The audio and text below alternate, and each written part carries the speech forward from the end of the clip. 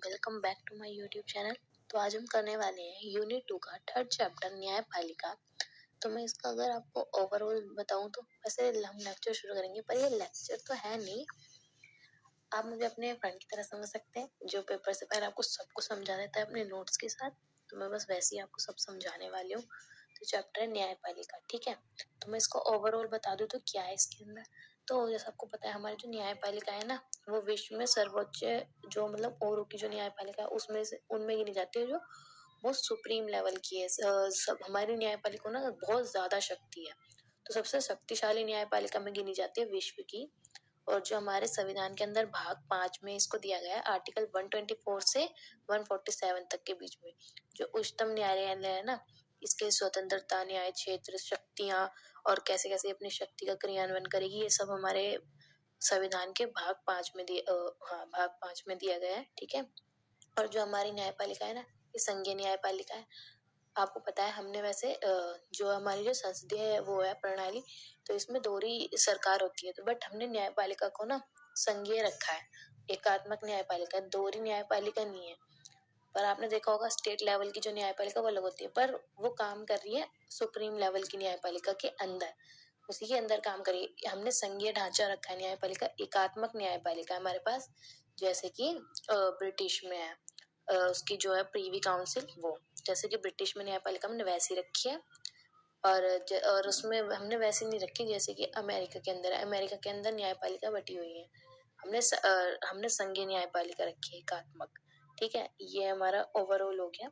और इसलिए हमारी न्यायपालिका को बहुत ज्यादा शक्तियां हैं, बहुत शक्तियां वो अपने पास रखती है। तो हम चलो चैप्टर को शुरू करते हैं। तो मैंने आपको ओवरऑल बता दिया क्या है इसके अंदर, तो हम शुरू करें। तो इसके जो भूमिका है वो पढ़ेंगे। न्यायपालिका की प्रमुख भूमिका यह है कि वह कानून के शासन की रक्षा और कानून की सर्वोच्चता को सुनिश्चित करती है। बहुत सिंपल सा है, न्यायपालिका क्यों होती है? कानून और शासन की रक्षा करने के लिए। जो कानून और विधियां बनी है उनका सही से पालन हो रहा है कि नहीं, शासन सही से चल रहा है कि नहीं, हमारी रक्षा करने के लिए, कानून की रक्षा करने के लिए न्यायपालिका का गठन किया जाता है, वो यही सुनिश्चित करती है। भारतीय संविधान ने एकीकृत न्याय व्यवस्था की स्थापना की है, जिसे शीर्ष स्थान पर उच्चतम न्यायालय व उसके अधीन उच्च न्यायालय, ठीक है, क्या है सबसे हमारे शीर्ष पे, क्या, उच्चतम न्यायालय, सुप्रीम कोर्ट, उसके नीचे आता है उच्च न्यायालय, ठीक है, तो उसके नीचे आता है अधीनस्थ न्यायालय, जिला न्यायालय, सब आता है, आपको पता ही होगा। हाई कोर्ट आता है ना, सुप्रीम कोर्ट, हाई कोर्ट, और जो अधीनस्थ न्यायालय, जो लोकल कोर्ट्स होती हैं, वो उस तरह के आते हैं। तो वो ये एकात्मक न्यायपालिका रखी हमने, एकीकृत शीर्ष पे है उच्चतम न्यायालय, फिर है उच्च न्यायालय, फिर उसके नीचे है अलग अलग श्रेणी में जिला न्यायालय, अधीनस्थ न्यायालय, या तो ठीक है, और जिला न्यायालय, ये सब है। तो हमने एकल व्यवस्था भारत सरकार अधिनियम 1935 से ग्रहण की गई है। कहाँ से लिखी गई है एकल व्यवस्था? जो भारतीय अधिनियम आया था ना 1935 उससे लिखी गई है। भारतीय संविधान के भाग 5 में आर्टिकल 124 से 147 तक उच्चतम न्यायालय की गठन, स्वतंत्रता, न्याय क्षेत्र, शक्तियां, प्रक्रिया आदि का उल्लेख है। संसद भी उनके विनियम के लिए अधिकृत है, ठीक है। संसद भी इनका पालन करने के लिए अधिकृत है, मतलब उसको भी इनका पालन करना ही होगा। जो ये सब इनकी जो न्यायपालिका की जो शक्ति है वो उसको टुकरा नहीं सकती है, ठीक है ना। उच्चतम न्यायालय संरचना और नियुक्ति, ठीक है। हम अब ये पढ़ेंगे कि उच्चतम न्यायालय की संरचना कैसी है और नियुक्ति, हम जो उसके न्यायाधीश है उनकी नियुक्ति कैसे करते हैं। तो उप न्यायाधीश एक मुख्य न्यायाधीश प्लस 33 अन्य, 2019 की व्यवस्था है। पहले जो जब संविधान लागू हुआ था उस टाइम पे 7+1 8 न्यायाधीश थे। अब जनसंख्या बढ़ गई, ज्यादा लोग हैं, तो अब 34 न्यायाधीश, ठीक है। टोटल एक मुख्य और 33 अन्य, ठीक है ना। मतलब अन्य, ये मुख्य न्यायाधीश है और वो सुप्रीम कोर्ट के अन्य न्यायाधीश है। तो न्यायाधीश की नियुक्ति कैसे होती है?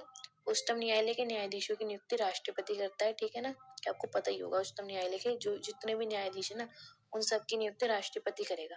और मुख्य न्यायाधीश की नियुक्ति कैसे होगी? मुख्य न्यायाधीश की नियुक्ति होगी राष्ट्रपति अन्य न्यायाधीशों एवं उच्च न्यायालयों के न्यायाधीशों की सलाह के बाद करता है। मतलब अन्य न्यायाधीशों की सलाह पे करेगा। उच्च न्यायालयों के भी जो हाई कोर्ट है उनके मुख्य न्यायाधीश है और जो उनके न्यायाधीश है, मतलब जो कहता है सुप्रीम कोर्ट के, तो जो अन्य न्यायाधीश है वो सब, जो और भी उसमें अपनी सर्विंग करते हैं ना, वो सारे न्यायाधीश, और उच्चतम का मुख्य न्यायाधीश, ठीक है ना।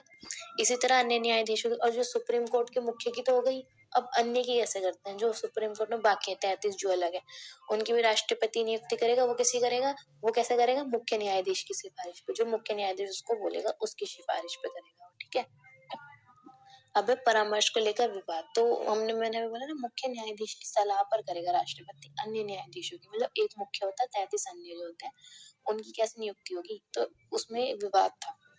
तो पहला है प्रथम न्यायाधीश मामला 1982। इसमें क्या हुआ, परामर्श का मतलब सहमति नहीं, मतलब कि जो मुख्य न्यायाधीश जिसको अन्य न्यायाधीश की नियुक्ति के लिए बोलेगा राष्ट्रपति को कि इसको बना दो, तो वो सलाह जो उसने दी है कि इसको बना दो, तो राष्ट्रपति जो है ना बाध्य नहीं है, मतलब उसका मन करेगा तो बनाएगा उसको, नहीं तो ठीक है तूने सलाह दी थी ना, अब मैं अपना जो मेरा मन है वो करूंगा।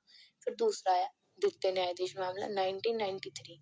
फिर उन्होंने बोला नहीं नहीं, परामर्श का मतलब सहमति है, मुख्य न्यायाधीश जिसको बोलेगा उसी को बनाना पड़ेगा, कि इसको बना दो तो मतलब उसी को ही बनाना पड़ेगा, ऐसा, ठीक है। तो उसके अंदर दो प्रावधान थे, जो सुप्रीम कोर्ट के मुख्य न्यायाधीश, मतलब फिर उन्होंने बोला कि जो सहमति है ना, मतलब कि सहमति है, बाध्यकारी क्या वो, फिर उन्होंने बोला सुप्रीम कोर्ट के जो अन्य न्यायाधीश की राष्ट्रपति तो नियुक्ति करेगा, पर कैसे करेगा, जो मुख्य न्यायाधीश है ना वो भी अकेला नहीं बताएगा, उसके साथ दो वरिष्ठम सहयोगी होंगे, मतलब दो अन्य न्यायाधीश, 33 में से दो, एक मुख्य हो गया, दो और मतलब कुछ लोगों की सलाह पे बताएगा, वो भी 3 लोग होंगे जो बताएंगे कि इसको बना दो, मतलब अन्य न्यायाधीश, ठीक है।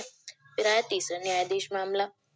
फिर में न्यायालय ने मत दिया कि परामर्श प्रक्रिया को मुख्य न्यायाधीश द्वारा बहुसंख्यक न्यायाधीशों के विचार की प्रक्रिया के तहत माना जाएगा। अब 3 नहीं, अब बहुसंख्यक, बहुत सारे न्यायाधीश, कितने, 4, 3 नहीं, अब उन्होंने 4 वरिष्ठम न्यायाधीशों से सलाह करनी पड़ेगी, जो सबसे बड़े बड़े होंगे ना, इसमें एज देखी जाती है क्योंकि उनका एक्सपीरियंस मैटर करता है, तो जो ज्यादा बड़े होंगे, जिनकी एज ज्यादा होगी, वरिष्ठम होंगे वो। तो अब क्या हुआ, मुख्य न्यायाधीश की जो नियुक्ति होगी ना, वो 4 वरिष्ठम न्यायाधीशों की सलाह पर होगी, ठीक है। और अगर उनमें से 2 का भी पक्ष में नहीं है, कि 2 भी सहमत नहीं है उसको न्यायाधीश बनाने के लिए, तो फिर अगर वो नहीं होगी, फिर उसकी नियुक्ति नहीं होगी, मतलब 4 में से 2 तो होने ही चाहिए, ठीक है ना, वरना नियुक्ति नहीं होगी उसकी। तो फिर ऐसा ना, फिर ये हुआ कि ये जो इसको ना बोलते हैं कॉलेजियम सिस्टम।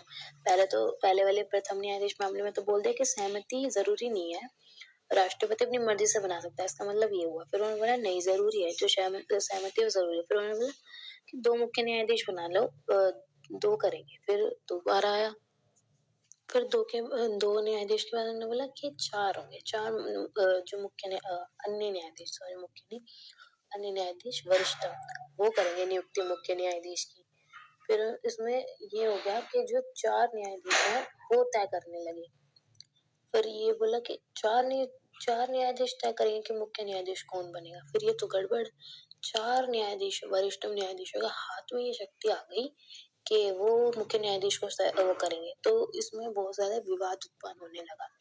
तो फिर क्या करा, संसद ने ना एक 99वां संविधान संशोधन अधिनियम पारित करा 2014 का, ठीक है, न्यायिक नियुक्ति आयोग अधिनियम।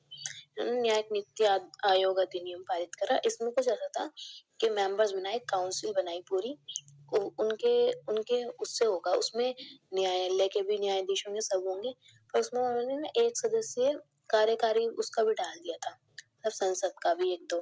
तो उन्होंने कहा कि नहीं, जो वो है विधायिका, वो इसमें एंटर नहीं कर सकती न्यायपालिका में, उसका 1% भी हाथ नहीं होगा मुख्य न्यायाधीश को नियुक्त करने में, क्योंकि आपको पता है ना कितना बड़ा, अगर ये तीनों स्वतंत्र है, अगर मुख्य न्यायाधीश आपको पता है वो देता है, अगर कोई कानून है उसकी न्यायिक समीक्षा करता है ना वो, अगर फिर ये होगा कि उनका ही व्यक्ति मुख्य न्यायाधीश बनेगा, तो वो अपने मन मर्जी से सारे कानून पास नहीं करवा लेंगे, जो भी गलत कानून होंगे वो उसको लोग चुनौती देंगे, कोई भी विपक्ष है तो उसको चुनौती देगा, मुख्य न्यायाधीश उन्हीं का ही है तो वो उसको पारित कर देगा कि नहीं इसमें तो कुछ भी गड़बड़ नहीं है, तो फिर सिस्टम बहुत खराब हो सकता है। तो इस वजह से जो ना, ये जो न्यायिक नियुक्ति आयोग बनवाया था ना, वो सर्वोच्च न्यायालय ने वो कर दिया, प्रतिस्थगित कर दिया, उसको स्थगित कर दिया कि नहीं, कॉलेजियम सिस्टम जैसा है वो वैसे ही रहेगा, इसको कॉलेजियम सिस्टम बोलते हैं, इसमें कोई आयोग कोई नियुक्ति नहीं करेगा, इसमें विधायिका का हाथ बिल्कुल नहीं होगा। तो चौथा न्यायाधीश मामला 2015 यही था कि उसमें 99वां संशोधन जो है ना, उसको अवैध घोषित कर दिया था, असंवैधानिक है ये, उसको घोषित कर देता। फिर मुख्य न्यायाधीश की नियुक्ति कैसे होती है, तो जो वो सिफारिश भी देते हैं ना, उसमें भी ये था कि वरिष्ठम सारे ना वरिष्ठम जो होंगे ना उन्हीं की सिफारिश दी जाएगी, मतलब वरिष्ठम ही बनेगा मुख्य न्यायाधीश, ये है, कोई छोटा नहीं बनेगा। और ये वरिष्ठम एज में है वैसे। तो 1950 से 1973 तक के व्यवहार में ये था कि उच्चतम न्यायालय में वरिष्ठतम न्यायाधीश के बतौर न्यायाधीश नियुक्ति की जाती थी। मतलब 1950 से 1973 तक यही था कि जो उच्चतम न्यायालय में ना मुख्य न्यायाधीश जो बनेगा वो वरिष्ठतम ही होगा। ठीक है। फिर 93 में ये हुआ कि एक एएन राय को वरिष्ठतम न्यायाधीश, 3 वरिष्ठतम न्यायाधीशों के ऊपर न्यायाधीश बना दिया। मतलब उससे भी बड़े थे 3, पर फिर भी उसको बना दिया। फिर एक बार दोबारा यही हुआ, तो फिर न्यायालय ने ना सुप्रीम कोर्ट ने ये व्यवस्था करी कि जो वरिष्ठतम नागरिक होगा ना उसी को ही वो बनाया जाएगा। तो अब हम आगे का उच्चतम न्यायालय के क्षेत्र अधिकार और बाकी वो हम नेक्स्ट वीडियो में पढ़ेंगे। वीडियो वैसे भी बहुत लंबी हो रही है। Thank you for watching.